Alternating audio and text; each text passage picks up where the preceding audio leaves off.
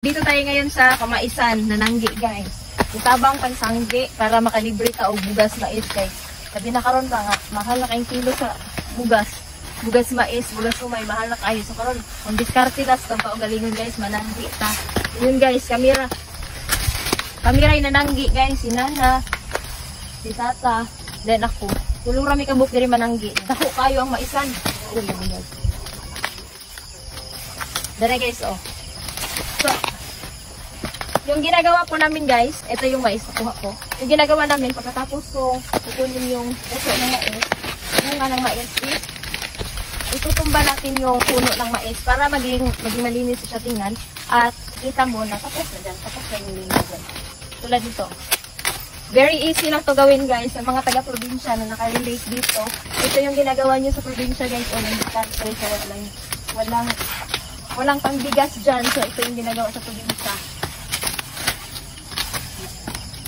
Nanguha tayo ng mais. Tayo ng mais. Doon.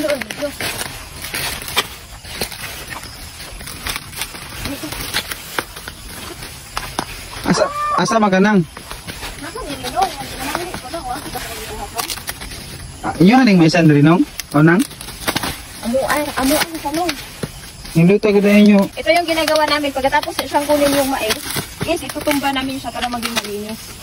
Para makain ko siya sa kalabaw. Oh, halika na dito. So, ayan guys, oh. Dito namin tinitipon yung mais. Okay. At itipon na namin.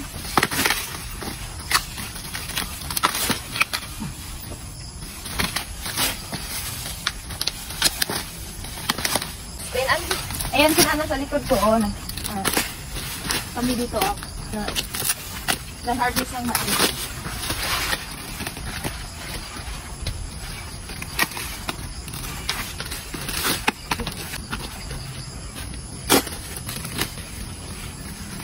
Ilan na kabinet? 3 and 31 seconds. Mama di mo kagwanta maglakaw-lakaw? Ano,